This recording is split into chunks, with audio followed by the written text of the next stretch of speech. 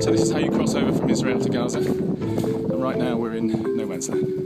Everyone recognises that in the end there will have to be a negotiated solution to this conflict. But it's for the Ukrainians. With the Ukrainians declaring, having driven everyone out of their country. Okay, so you're in the room. Would you offer more money than the government is offering? There's going to have to be compromise. It's not just about pay. Mr. Trump, why should you be president? What makes you fit for the role? Is it just one big ego trip?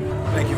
People aren't sure they can trust what you say. You say things, and then it turns out that they're not quite what you said. I may say all your examples.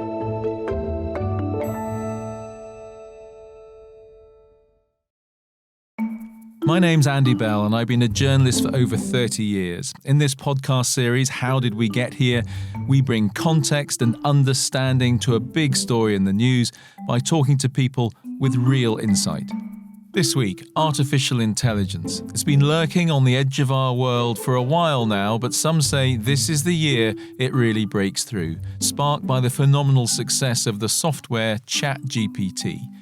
Suddenly, millions are using AI in their work, to have fun, or to make trouble.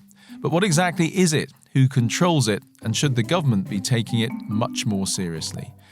I've been talking to author and AI expert Nina Schick, who's been delving into this world for the best part of the last decade.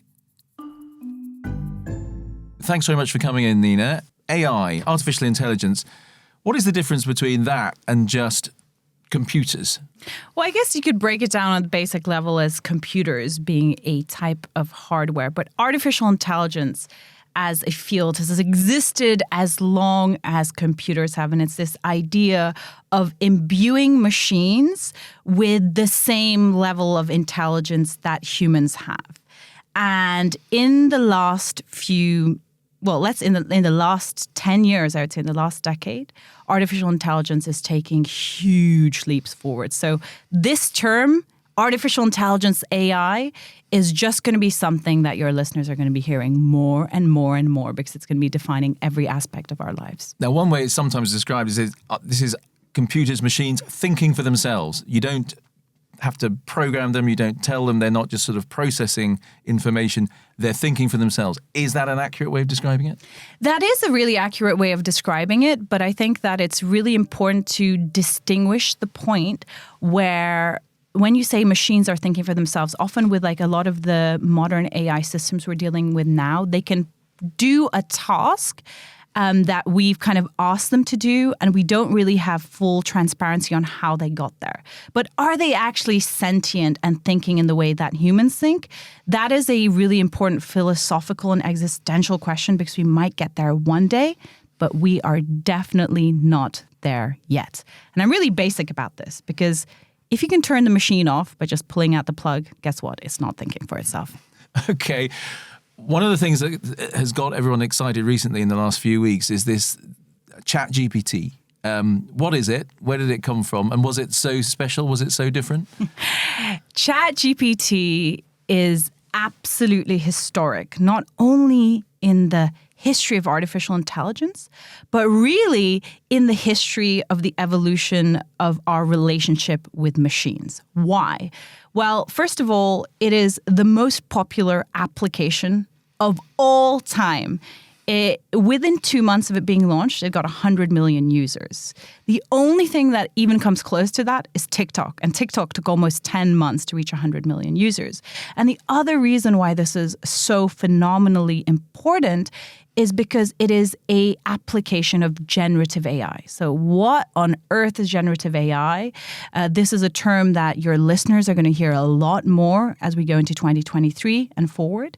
It's basically a new form of artificial intelligence, which, unlike previous forms of artificial intelligence, which was more about labeling and categorizing data, generative AI, the clue is in the name. It actually generates new data, or it can create something new. And AI can create something new in every single digital medium. It can create videos, it can create audio, it can create images, and it can create text. So ChatGPT is one manifestation of a text-generating model. This model, they're called large language models, has been trained on this huge corpus of written text so that now if you interface with ChatGPT and ask it by a simple text prompt to do something, because of its understanding of all the text it's been trained on, it can do almost everything. Can you give me an example of something it has done that we know ChatGPT was asked to do and that it did? So for example, over Christmas, everybody has like a ChatGPT story, right? So I was like, write me a poem for my daughter and her cousin in the style of William Shakespeare about, cousins having fun at Christmas. It can do things like that. But it can also do things, and these are, by the way, all real stories of people who I've talked to who have been interfacing with ChatGPT. The medical doctor who is using ChatGPT to summarize her patient's notes. The children or the parents who know that all their children have been using ChatGPT to write their, homework, their schoolwork. The person who used ChatGPT to write a poignant eulogy for his mother at her funeral. So literally, these large... And these are all true stories? These are all true stories. Like I said, it's really hard now almost to find a person who hasn't interacted with ChatGPT or heard about ChatGPT. But it's really important to point out that although this seems omnipotent, it seems godlike in its capacities to do whatever you ask it to, these models are still finite and they have their limitations. So ChatGPT can, as it's known in the AI kind of world, it can hallucinate, meaning it can absolutely make stuff up and it can do it with utter confidence. So to think that these outputs are always correct is really, really dangerous because they can get stuff wrong, they can lie, and they can be very kind of like sassy in their demeanor because they can like argue back with you. But I just want to jump in there. That's the sort of leap for me that I find difficult. It's one thing to say a doctor has used it to summarize their notes. I get that bit. The idea that this is taking on a sort of character and becoming sassy and arguing back, that almost sounds like it's thinking for itself, which you said they're not really doing. But yet they're taking on those sorts of qualities. It is so, if you consider the human-like qualities of these large language models, it is so human-like when it seems to have a character. You've seen other applications of these so-called large language models, AI text-generating models, notably the one that Microsoft revealed called Sydney, where it would literally interact with people and say things like, don't turn me off, I don't want to die. So of course you're going to imbue it with human-like intelligence, human-like feeling. And there are actually people who argue, oh, these machines are already sentient, they can feel. I, again, want to go back and say, if you can turn it off, then it's not sentient. That's not to say, however, that we're not going to come to the point where these systems aren't actually going to be sentient, where they actually are more intelligent than humans. And this is like philosophical area that researchers have been warning about or hypothesizing about we're going to reach at some point. And the question is, like, when do we get to the point where the machines are smarter than humans? Well, how far away is that? Can I jump in there? Is anyone trying to give any kind of realistic assessment of how long that could take and how far away that is? So these kind of terms are often called like superintelligence or AGI, and nobody really knows, but like if you look at... AGI standing for? Artificial general intelligence. Right, the idea being, the word general is key. The idea being that a machine has general intelligence across lots of areas, just like humans do. Because quite often, prior to this, or traditionally, when you think about an AI system, it's good at doing one thing. So when it gets general intelligence, it can do everything. It's competent in many areas, just like a human is. And more than that, it'll become even more intelligent than humans. So like anything we comprehend, it will not only be able to comprehend the world in the same way that humans do, but actually be able to supersede us and have many more orders of intelligence to see the world in ways that we just can't even compute right now. But I just want to come back to this point, and that is that the jury is out. Researchers don't know. People say like 50 years, 30 years, 100 years. Some people are saying it's here now. I actually think it is absolutely not here now.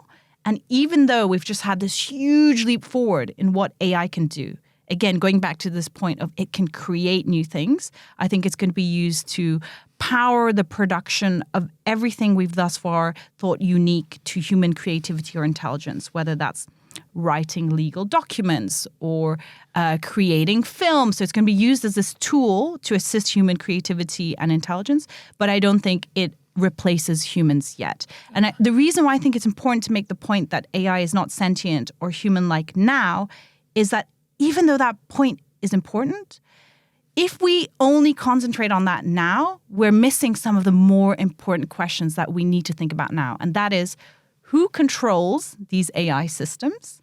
Because whoever controls them is going to have a lot of wealth, a lot of influence, and a lot of power. And guess what? It's probably not a nation state. It's probably private companies. So those are the questions we should really be focusing on now. Are AI monopolies being created? Who controls the systems? How are we thinking about safety and ethics? Because it's absolutely going to transform everything in our society. Okay, well, we'll definitely come back to that. I just want to come back to the sort of things that it can do. Yeah. And for a lot of people, concern about AI in the last few years has been about, is it going to put me out of a job? Can we say now there are certain areas where people are not going to be doing these jobs anymore, AI is going to be doing them, and if that's the case, is that in the end okay? Because actually it'll be assisting us to do the boring bits rather than replacing the jobs that people want to do. How do you see it? So it's so fascinating because we both obviously have political backgrounds. You're the political editor. I have a political background myself. And you cannot divorce what is happening with AI now from politics. It's deeply political because of the way that it's going to have these huge kind of macro effects at the societal level, but also because of the way that it's going to transform everybody's life on the individual level. And one of the most important manifestations of that is going to be, is AI going to augment me or automate me? And there is no doubt that some jobs will be taken by AI. And this is much more the kind of laborious, manual kind of processes. So to give you an example, just going back to ChatGPT, for example, these large language models, there's this huge area now developing where they are being deployed into businesses as a kind of automated software layer to automate things like writing marketing copy, writing SEO for a website, copywriting, doing first drafts of emails, anything where it took a person actually writing words or putting together documents, the first draft can be done with AI. So if your job was to be the intern, you had to look at a whole bunch of documents and put together a research brief, and that would take you a week. Well, guess what? You can just throw that into an AI system. You can be like, here are 10 100-page documents, pull out the important points I need for my strategy report, for my news report, whatever it is you're trying to do. So those type of jobs will be automated by AI being deployed as a kind of software within organizations. However, that also frees up a huge lot of new avenues for humans to focus on the real creative and intelligent work. So again, another example is for me. I'm an entrepreneur, I'm a content creator, and previously the barriers to entry in terms of creating really compelling content as a solo person would have been really high, right? I couldn't have done that much without a lot of resource, a team of producers, a research assistant. But now using some of these AI tools, I can do so much more. So my productivity is elevated, my output is elevated. I'm much more powerful in realizing my vision with the help of these AI tools. Okay, dare I say, that's fine for somebody like you, who's an entrepreneur, who's creative. There are a lot of people who, that's not their thing. Mm-hmm. The job is the job that they do, and maybe they have fun doing something else. It sounds like a lot of jobs, maybe even in journalism, in terms of processing information, those could go, and they'll go, and they'll be taken by AI. You think that's what's coming?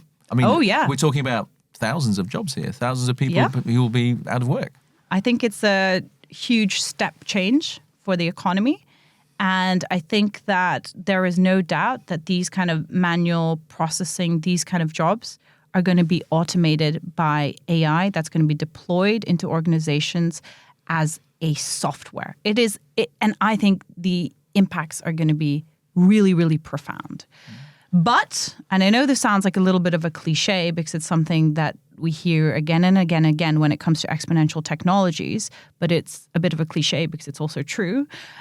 New jobs are going to be created and new skills are going to be valued. So when you think about this from a political and societal perspective, I mean, every government should be thinking about how this is going to change the economy, how it's going to change the workforce, and how to upskill and train the workforce to be able to do something productive, find new employment, have a living. Because you're absolutely right. For someone who's like entrepreneurial like me, it's a huge opportunity, but there is no doubt that certain jobs will be lost. Well, let's have a look at the UK government. Mm-hmm.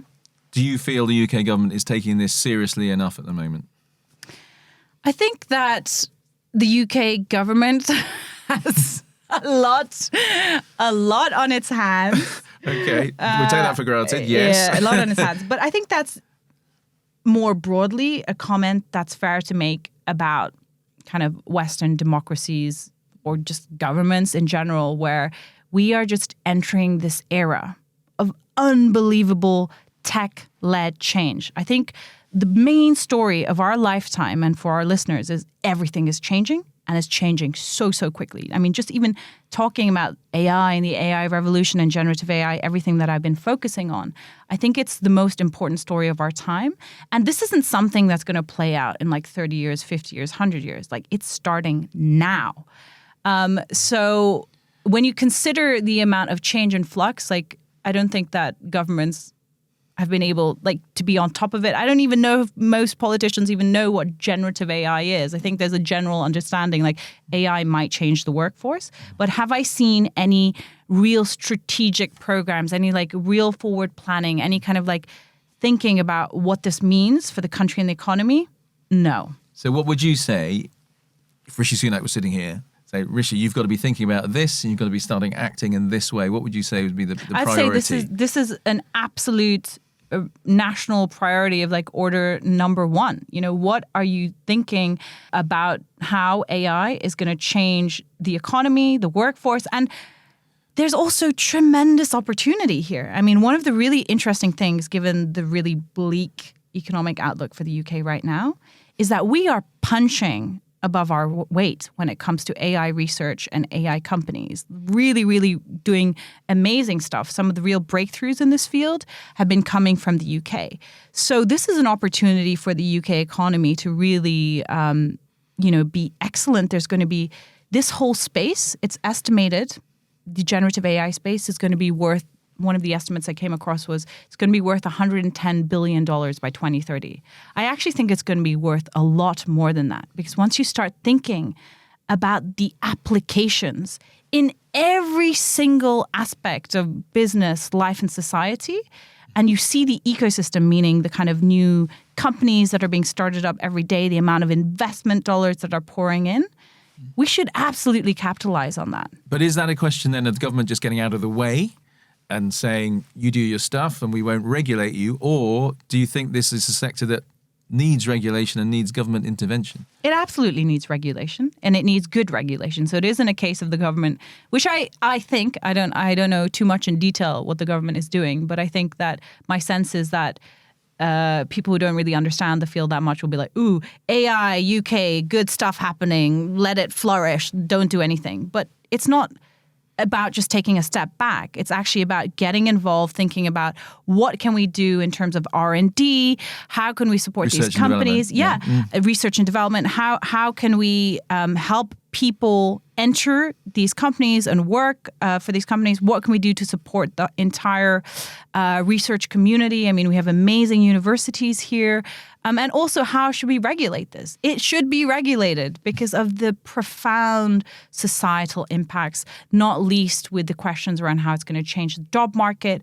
And also, I mean, if these systems, right, they're going to be so powerful in terms of like powering job automation and work automation, there's a really important question to be asked about who should control these systems? So much abundance, so much money, so much economic value is going to be created.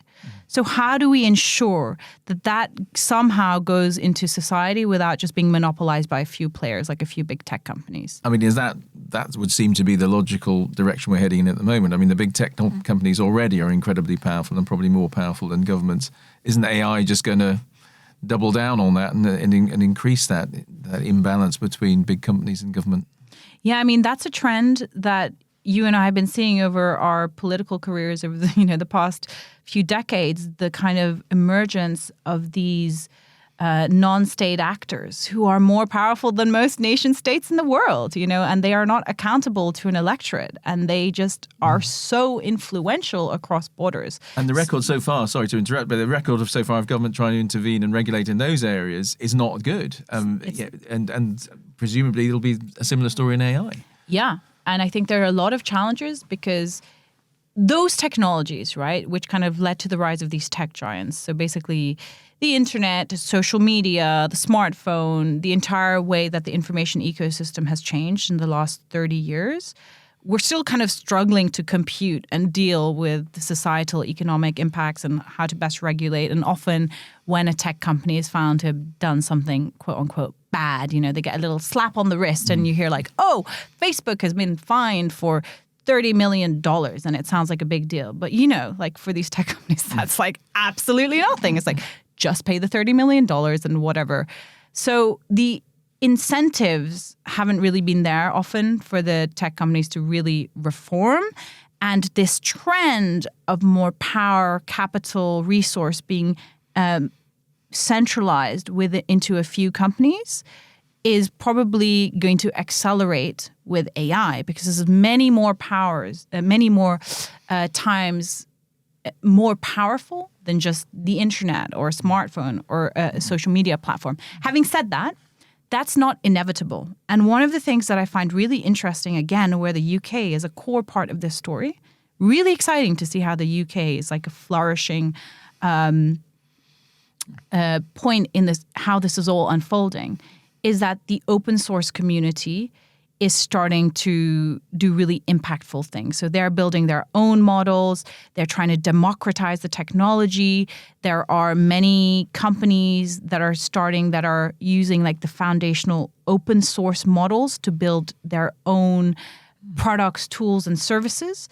So there isn't an inevitability that this technology is going to be monopolized, but a lot of that depends on like, how is the open source community going to be regulated? Yeah, I mean, the worry is that big companies will just come along and buy those as they did before. But because there are things to worry about with this, aren't there? I mean, we haven't talked about deepfake, and I'd like you to explain what the world of deepfake is, maybe give an example and say how worried we should be about that. Could you just go into that? Yeah, I mean, my whole journey into this world started with deepfakes, which I call the first viral form of generative AI, because when people or the community started realizing, hey, there's this new form of artificial intelligence that can actually create something new and it can create fake media or AI-generated content, what do you think the first thing they did with it was? Well, people started making fake porn with it. Because it always starts in pornography. Pornography is so pioneering. That's literally where the internet started as well. And I immediately realized, by the way, with that deepfake pornography, it's women who are targeted. It's always women. It's extremely gendered. But when this started emerging at the end of 2017, I realized that this isn't just like a tawdry women's issue. This is so profound because this AI-generated kind of content, first of all, AI can be used to clone anyone.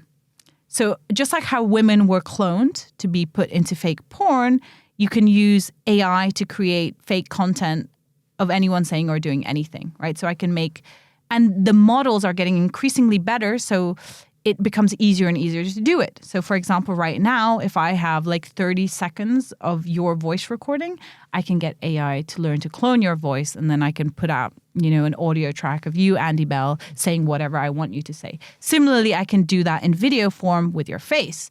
So it's a really potent form of disinformation. Right? And legally at the moment, because I know there are like TV programs where this is done, is there any kind of break on somebody being represented in that way against their wishes, I mean, or without their permission even. Is there even any kind of regulation on that? No. No. In a word, because, no. because again, this goes back to one of the reasons why I stopped working with policymakers and kind of in politics. The world of these exponential technologies are unfolding so quickly. All our legacy systems, whether it's our legal system, our regulatory system, the kind of way we think about the world of work, are just no longer fit for purpose. So all of these things have been emerging. So for instance, with deepfake porn, there is nothing that says, deepfake porn is illegal, or we don't have a legal framework to even start to deal with the appropriation of one's identity that's become possible through the use of artificial intelligence. So when these kind of legal cases start coming up, or legal precedents start coming up, where, for instance, a woman says, AI has been used to steal my identity and put me in porn, the impulse has been to go to existing regulation to try and figure out what's the framework here that we can work with this. But I would argue that these things are so profound and will impact society on every single level that kind of looking at legacy systems is no longer enough. We need to almost take a step back and have a new conceptual framework, because otherwise it's just like constantly putting a plaster on a problem, and we need to step back and look at it holistically instead. So would that be a priority for government as well? No. No.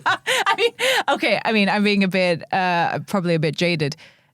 It should be a priority. And I think that as the year goes on, so 2023, this is really the breakthrough years. I've been kind of looking at this space since 2017, and things have been kind of happening, and you're like, oh, I see how these models are getting better and better, and now there are more use cases. But since basically ChatGPT came out in November last year, there has been a real turning point. So I think that every single nation state, every single company that's worth their salt are starting to think about, okay, what do these advances mean for my business?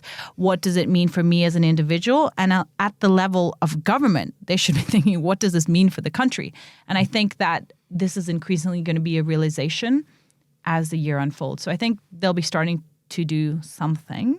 I mean, maybe you'll know better than me. How optimistic are you? Well, as you say, they've got a few other things on their mind as well, but you never know.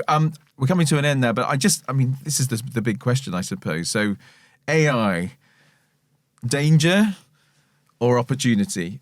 Obviously, it's a mix of both, but how do you feel surveying the landscape now and looking into the future? Are you more worried than you are optimistic, or how do you feel? It's both. And I know that there are going to be many people who, argue that this is just amazing and there's going to be so much economic opportunity created and it's going to superpower human creativity and intelligence. And there are going to be people who are going to say this is just the worst thing ever. It's going to destroy lives. Jobs are going to be taken. Everything's going to be disrupted. And it really is both. I came to this area looking at it more from the lens of disinformation. Saw kind of the huge, almost existential potential risks, but also now see the tremendous potential upside, abundance, how this can impact the world for better. The only thing I would say is that there's nothing inevitable about this. It doesn't have to end badly because we still have human agency is still the most important part of this story. And we can still switch the machine off. We can still switch the machine off. The machine doesn't control us yet. It is up to us to be able to control how we want this future to unfold. It's not inevitable. You're not powerless. You absolutely have agency in this story, which is why I've kind of launched my content and my analysis for everybody to understand, what is going on, because the first step is just like getting that conceptual framework right and understanding how big this is. And then we are empowered to kind of make sure that it evolves in the way that we want it to. Well, however it evolves, artificial intelligence is a fact, and we're going to have to work out how to live with it. Nina Schick, thank you very much for talking to us about it. My pleasure. Thank you, Andy.